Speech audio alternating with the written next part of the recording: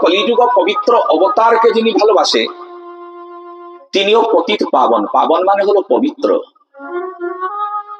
পতিতকে যিনি পবিত্র করতে পারে তার নাম হলো পতিত পাবন। এখানে তো পতিত পাবন গৌর সুন্দর বলে বললেন, শ্রী গ্রন্থে বর্ণনা করছেন যে মহাপ্রভুই পতিত পাবন, কিন্তু দেবকীনন্দন দাস তিনি বললেন মহাপ্রভুর গণ সব পতিত পাবন। খালি মহাপ্রভু পতিত পাবন নয়, যারা মহাপ্রভুকে অশেষ বিশেষ ভাবে ভালোবাসে তারাও পতিত পাবন। খালি আমি একা পতিত পাবন নই। এখন তো প্রশ্ন আসবে, বিষ্ণুপ্রিয়া দেবী যখন শ্রীমন মহাপ্রভু সন্ন্যাস গ্রহণ করে চলে যান, সন্ন্যাস গ্রহণ করার পরে বিষ্ণুপ্রিয়া দেবী তার বাড়ির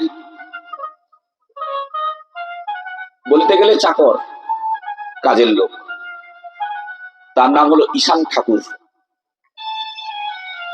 এই ঈশান ঠাকুর তিনি প্রত্যেক দিন মহাপ্রভু গৌর সুন্দরীর গৃহে আগমন করতেন।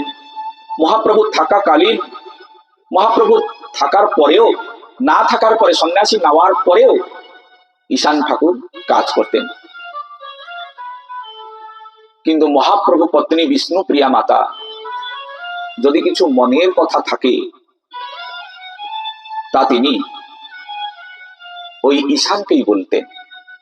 যদি গৌর বলে কাঁদতেন, মহাপ্রভু সন্ন্যাস গ্রহণ করে চলে যাওয়ার পরে বিষ্ণুপ্রিয়া মাতা নিজের মনের কথা আর কাউকে বলতে পারেননি, একমাত্র ঈশানের কাছে বর্ণনা করতেন। ঈশান যখন কাজ করতে আসতো ঘরে, তখন বিষ্ণুপ্রিয়া মাতার সঙ্গে কথোপকথন হতো। কি কথোপকথন? আমাদের যেমন জাগতিককে নিয়ে কথোপকথন হয়, জানিস কালকে আমার কর্তাটা না ঝগড়া করলো, কালকে আমার কর্তায় আমার কথা মানে নাই, আমিও তার কথা শুনি নাই, আমার সঙ্গে এই যে একটা বার্তালাপ, এটা আমাদের ভিতরেই হয়। যখন ঈশান ঠাকুর শচীদেবীর গৃহে কাজ করতে বা কর্ম করতে আসতেন, প্রথমেই মাতা বিষ্ণুপ্রিয়াকে গিয়ে প্রণাম করতেন। কেননা এ জগতে একজনই মাতা, যিনি হলেন বিষ্ণুপ্রিয়া মাতা। মহাপ্রভু বিবাহ করার পরে সচী মাতাও আছেন, অনেক মাতা, তার মধ্যে বিষ্ণুপ্রিয়া মাতা। সন্ন্যাসের পরে যে মহাপ্রভু সংসার ধর্মের পরে বিষ্ণুপ্রিয়া মাতাকে বিবাহের পরে যখন ওই পালঙ্ককে ত্যাগ করে চলে গিয়েছেন, বিষ্ণুপ্রিয়া দেবী ঘোর নিদ্রায়। কি দিয়ে গেলেন প্রভু বিষ্ণুপ্রিয়া মাতাকে?